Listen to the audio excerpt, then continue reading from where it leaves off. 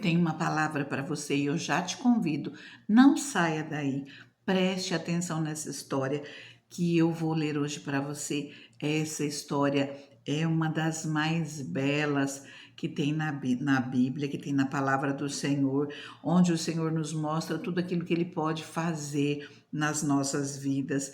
E se o Senhor fez na vida de outra pessoa, Ele também pode fazer na nossa. Nosso Deus é o Deus do impossível. Durante essa semana nós estivemos vendo a vida de José. José, depois de passar por tantas lutas, ele estava na prisão e ele revelou o sonho de dois homens que ali estavam com ele e falou: quando você estiver na presença do rei, na presença do faraó, não esqueça de mim. E o homem foi embora, mas o homem se esqueceu de José. E eu já começo te falando, mesmo que o homem, que pessoas que você confia demais possa esquecer de você, o Senhor ele não te esquece, o Senhor ele não te desampara, o Senhor ele está contigo em todo o tempo. Eu quero ler para você, com você Gênesis 41. Essa palavra é um pouquinho longa, vou pular algumas partes, mas eu convido você a ler ela com atenção na sua casa, porque ela é maravilhosa, não apenas aqui, mas tudo que a gente tem lido nessas últimas semanas, a história de Abraão, Isaac, Jacó, agora José, e tem muito mais, nós estamos apenas dando uma pincelada, mas essa história é muito rica e o Senhor nos ensina muito através delas. A palavra nos diz assim, aqui em Gênesis 41. Ao final de 2 anos, o faraó teve um sonho. Depois de 2 anos que aquele homem tinha saído da prisão, o outro morreu. Ao final de 2 anos, faraó estava em pé, junto ao rio Nilo. Quando saíram do rio, 7 vacas belas e gordas que começaram a pastar entre os juncos. Depois saíram do rio mais 7 vacas magras, 7 vacas feias e magras que foram para junto das outras à beira do Nilo. Então as vacas feias e magras comeram as 7 vacas belas e gordas. Nisso o faraó acordou. Tornou a adormecer e teve outro sonho. 7 espigas de trigo graúdas e boas cresciam no mesmo pé. Depois brotaram outras 7 espigas mirradas e ressequidas pelo vento leste. As espigas mirradas engoliram as 7 espigas graúdas e cheias. Então o faraó acordou. Era um sonho. Pela manhã, perturbado, mandou chamar todos os magos e sábios do Egito e lhes contou os sonhos, mas ninguém foi capaz de interpretá-los. Então, após 2 anos, o chefe do copeiro disse ao faraó: hoje me lembro de minhas faltas. Certa vez o faraó ficou irado com seus 2 servos e mandou prender-me junto com o chefe dos padeiros na casa do capitão da guarda. Certa noite, cada um de nós teve um sonho, e cada sonho tinha uma interpretação. Pois bem, havia lá conosco um jovem hebreu, servo do capitão da guarda. Contamos a ele os nossos sonhos, e ele os interpretou, dando a cada um de nós a interpretação do seu próprio sonho. Tudo aconteceu conforme ele nos dissera. Eu fui restaurada à minha posição e o outro foi enforcado. O faraó mandou chamar José, que foi trazido depressa do calabouço. Depois de barbear e trocar de roupa, apresentou-se ao faraó. O faraó disse a José: tive um sonho que ninguém consegue interpretar, mas ouvi falar que você, ao ouvir um sonho, é capaz de interpretá-lo. Respondeu José: isso não depende de mim, mas Deus dará ao faraó uma resposta favorável. Então o faraó contou o sonho a José. O faraó conta em detalhes tudo o que aconteceu. Versículo 24. As espigas magras, ele terminando de contar, as espigas magras engoliram as 7 espigas boas. Contei isso aos magos, mas ninguém foi capaz de explicá-lo. O faraó teve um único sonho, disse-lhe José. Deus revelou ao faraó o que ele está para fazer. As 7 vacas boas são 7 anos, as 7 espigas boas são também 7 anos.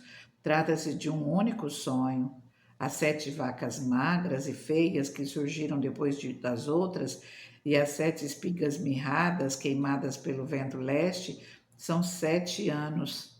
Serão 7 anos de fome. É exatamente como eu disse ao faraó. Deus mostrou ao faraó aquilo que ele vai fazer.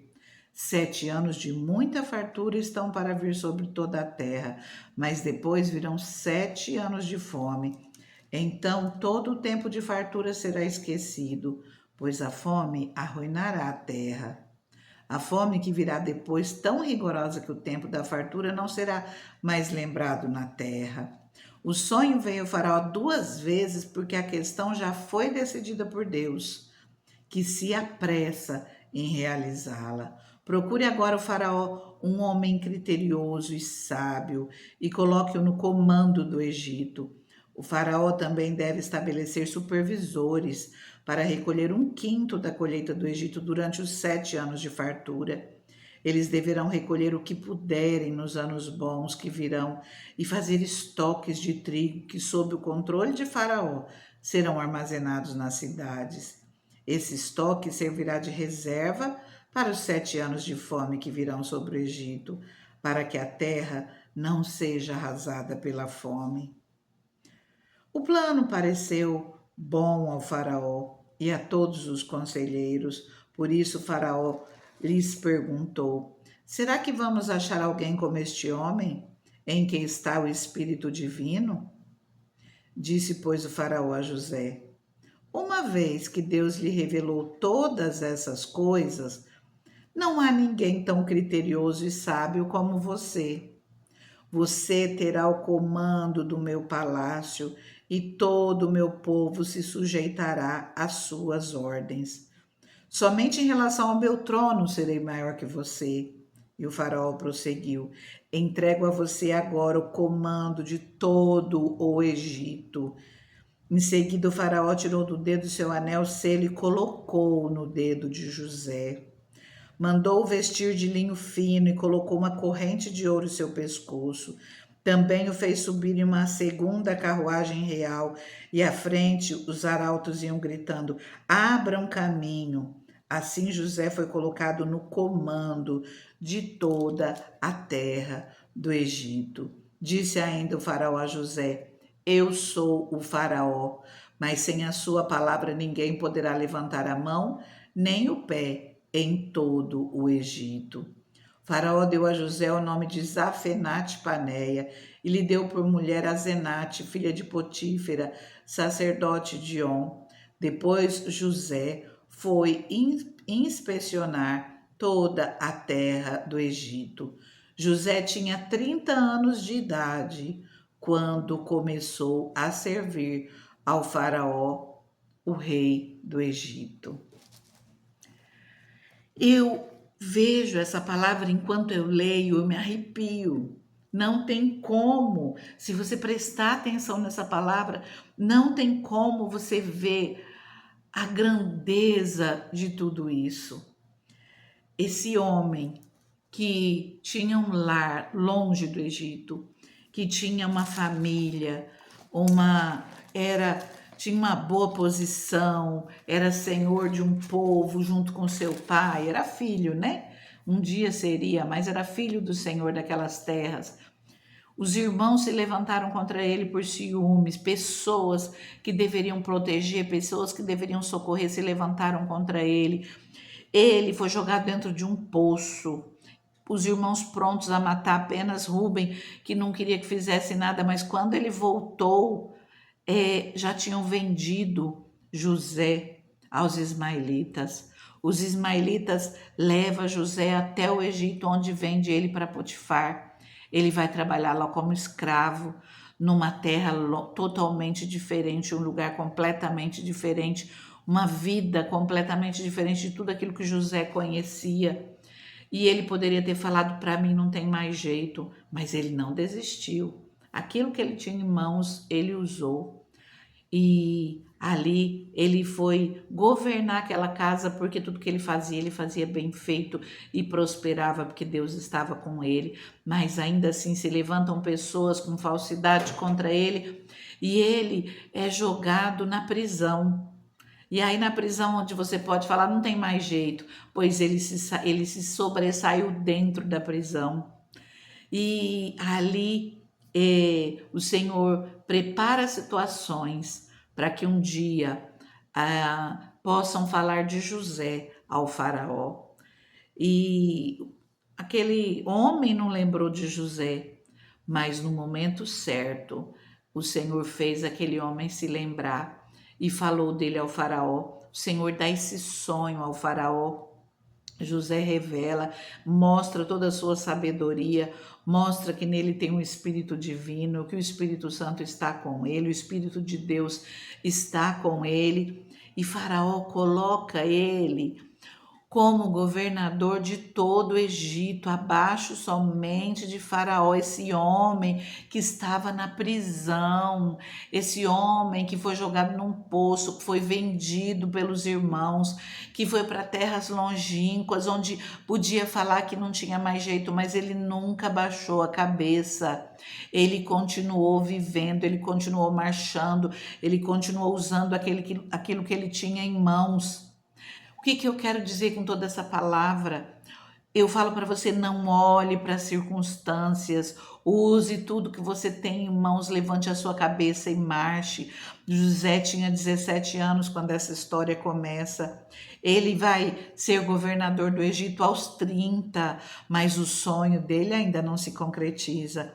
Ainda tem um período na próxima, nós vamos estar vendo sobre esse sonho, sobre a concretização desse sonho, mas aqui o Senhor já está honrando a vida de José.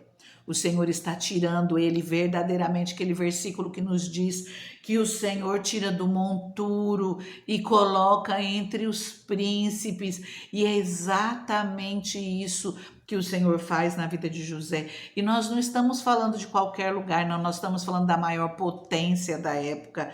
Ele era o segundo homem mais poderoso da terra. Olha só o que Deus faz com uma pessoa.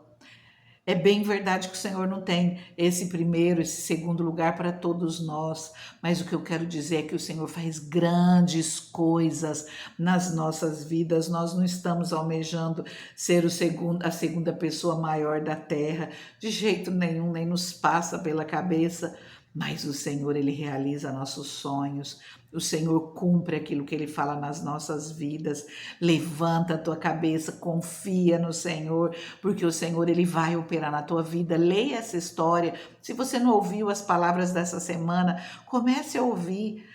Comece a ouvir, toma posse de cada uma delas. Essa palavra começa em Gênesis 37, essa parte de José. Leia ela na tua casa, confia no Senhor. O Senhor pode todas as coisas. O nosso Deus é o Deus do impossível. Aquilo que para você não tem jeito, aquilo que para você é impossível, o Senhor, Ele tira do monturo, Ele tira lá do lixão, Ele tira lá do barro e Ele levanta e coloca entre os príncipes. Amém? Vamos orar. Pai querido, Deus santo, Deus maravilhoso, eu entrego essa vida nas tuas mãos, Pai. Eu estou apenas começando essa oração, Pai, mas eu entrego essa vida nas tuas mãos e que ela continue, Pai, orando, Pai, que ela venha entregar tudo nas tuas mãos. Senhor, tu que é Deus poderoso, Deus maravilhoso, opera nessa vida, Pai. Traz fé a esse coração, Senhor. Mostra, Pai, que aquilo que o Senhor fazia no passado, o Senhor continua fazendo hoje e continuará fazendo eternamente. Senhor, meu Deus, o Senhor não mudou, o Senhor tudo pode. Eu entrego essa vida nas tuas mãos e eu te peço, Pai, traga um novo tempo para essa vida. Abra os olhos, Deus, encha de fé, Pai, e abre portas, Deus, a qual essa pessoa nem espera, Pai. Abençoa, Senhor, de uma maneira extraordinária. Senhor, continua com ela, Pai, e abençoa todos os seus passos no nome de Jesus. Fica com Deus.